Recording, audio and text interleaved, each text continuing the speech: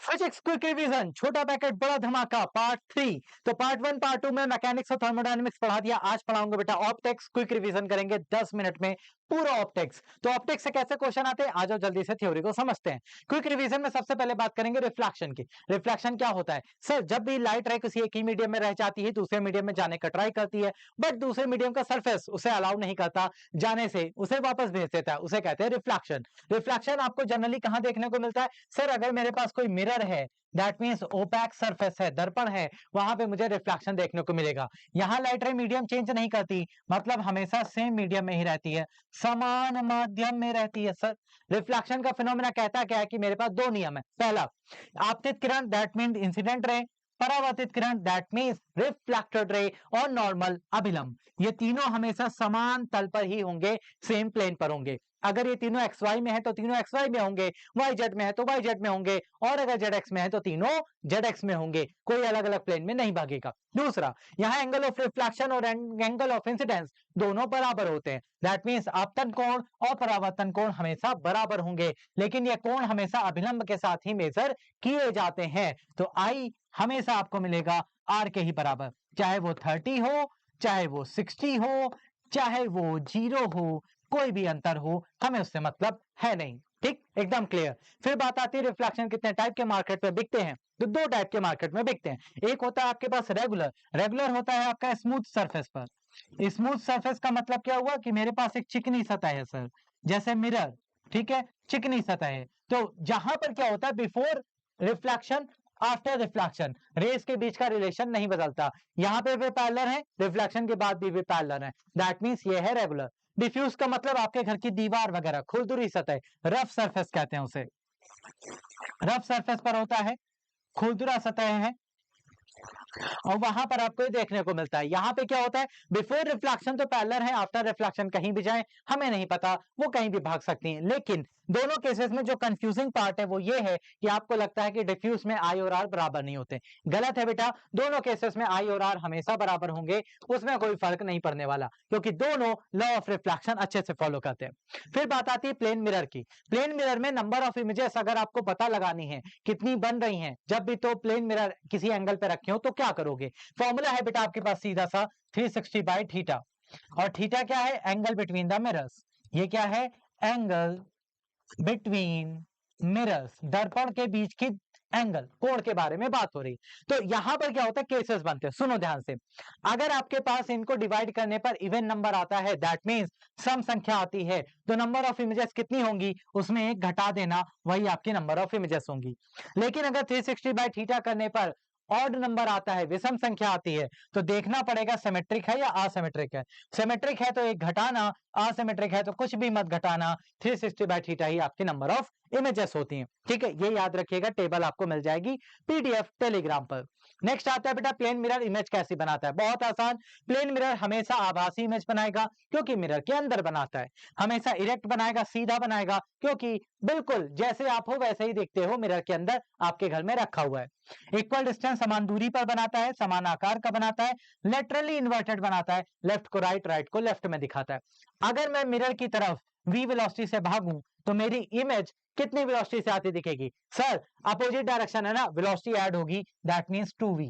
Answer आपका सीधा सा है, क्लियर, ये याद रखिएगा। फिर दो टाइप के स्पेरिकल मिरर भी मार्केट में बिकते हैं, एक कॉन्वेक्स और एक कॉनकेव। कॉनकेव मिरर को डाइवर्जिंग मिरर कहा जाता है क्योंकि ये अपने ऊपर पड़ने वाले प्रकाश को फैला देता है। ये इमेज जो बनाता है हमेशा आभासी बनाता है, वर्चुअल, इरेक्ट बनाता है, सीधा, और छोटी इमेज बनाता है।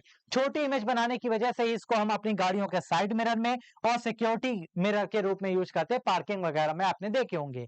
इसके अलावा दूसरा आता है बेटा आपका converging mirror, that means concave mirror.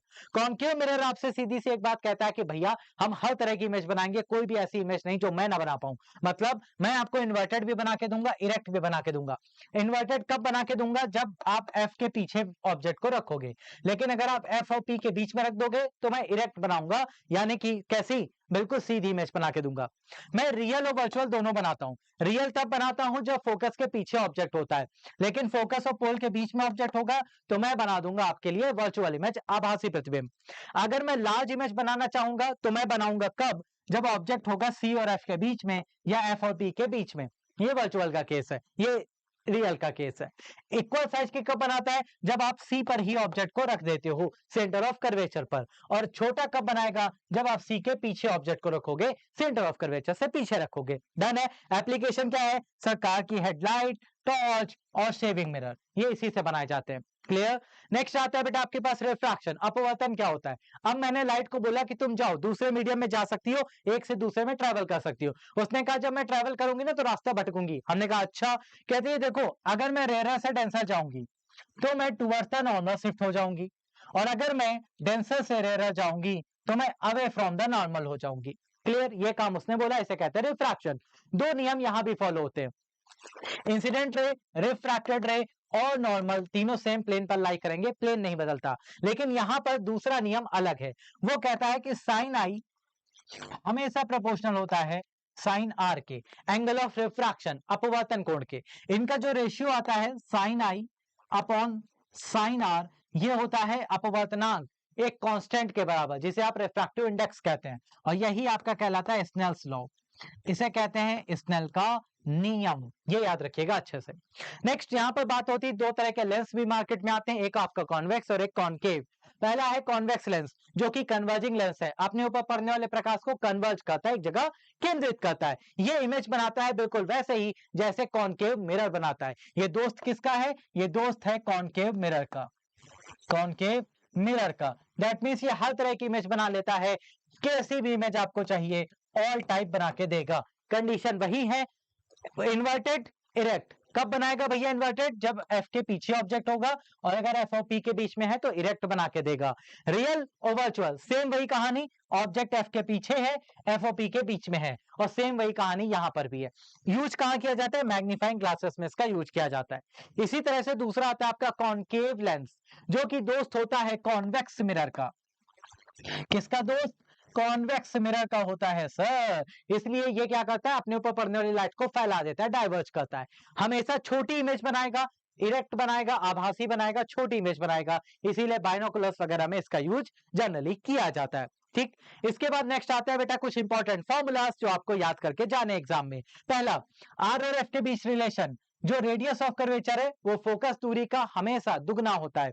दूसरा, मिरर फॉर्मूला 1 अपॉन एफ बराबर 1 upon v plus 1 upon you.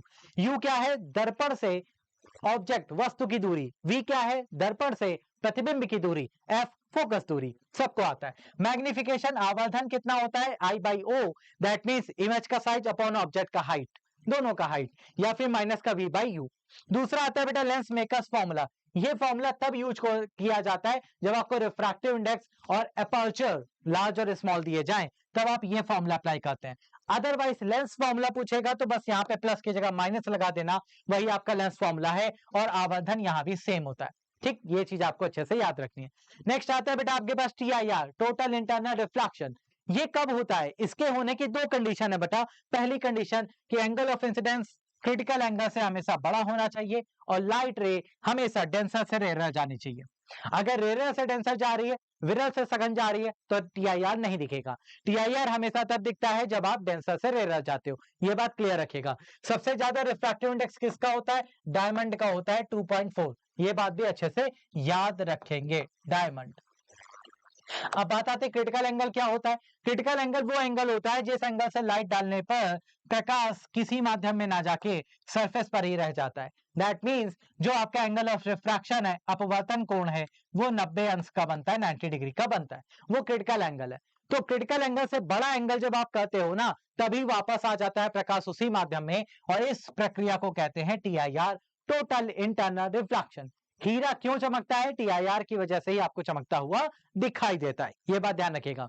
Next आता है बेटा माइक्रोस्कोप और टेलीस्कोप। माइक्रोस्कोप और टेलीस्कोप पे कुछ नहीं पढ़ना एक्स्ट्रा, सिर्फ और सिर्फ मैग्निफिकेशन पढ़ के जाइए, काम आपका हो जाएगा। सिंपल माइक्रोस्कोप के मैग्निफिकेशन का फॉर्मूला है D/F। डी सबको पता है क्या होता है? Distinct vision. अगर आपके पास मिनिमम की बात करें, मिनिमम का केस वैसे आता नहीं, आप इसे स्किप कर सकते हो। यहां पर कंपाउंड माइक्रोस्कोप में अगर आपसे पूछते हैं कि मैक्सिमम बताओ कितना होगा मैग्निफिकेशन, तो V/U 1 + D/F, सीधा सा फॉर्मूला है। और टेलीस्कोप में आपका फॉर्मूला होता है F0/FE 1 + FE/D। ये फॉर्मूला आपको याद करके जाना है, डायरेक्ट इसका फॉर्मूला आपके एग्जाम में पूछा जा सकता है।